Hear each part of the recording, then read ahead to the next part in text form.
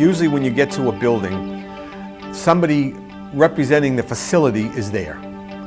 And one of the first things I try to determine, will I have somebody to contact 24 hours a day on very short notice in case I need something from the facility.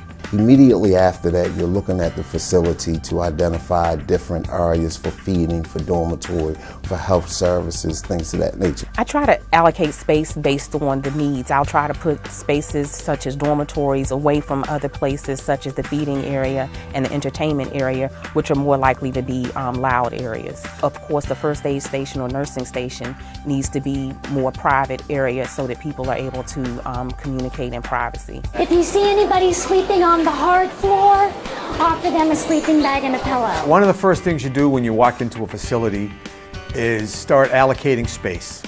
You need, of course, a large space for the dormitory, depending on the predicted population. You try to keep families together. Like if the facility is big enough, you'd put families on the west wall.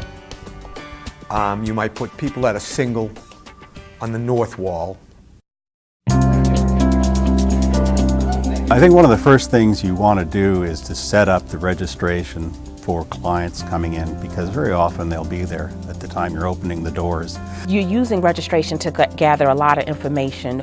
You need to determine what your shelter population is, how many there are, who the shelter residents are there families, are there dietary needs that you need to meet, are there language needs? Whether they have health issues and they need to directly see a nurse, or they need medical attention, or they've gone through trauma of some disaster, do they need counseling?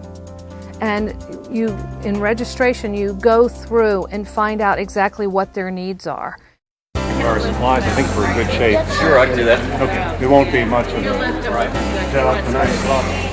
Staffing can always be a challenge depending on the event, depending on how large the event is. People have different skills, different abilities, and so you try to match as much as you can the skills and abilities someone has with the circumstance, the jobs that are available. Can't always do it all the time because things have to be done. Certain functions have to be done, and it depends on how many you've got on the staff. Sometimes you just have to tough it out. But as best you can, give people something that they can feel successful at. I actually haven't found a volunteer who is not willing to work in whatever capacity you ask them to work. They'll perform whatever function you ask them, whether it is emptying trash, setting up a cot, helping in the canteening area, trying to make food they're not quite an expert at.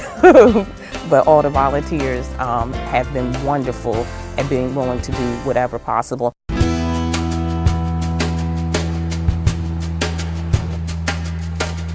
During the sheltering operations, the shelter manager will know that they're ready to receive citizens if in fact he or she has done a walkthrough with the facility person to identify dormitory areas, feeding areas, where health services can set up. Most importantly, also your registration area, which should be at your entrance. And then if in fact you have the basic needs such as comfort kits and snacks and food and water to get your shelter up and running, then as a shelter manager, you can sit back and say, okay, now I'm ready to open these doors.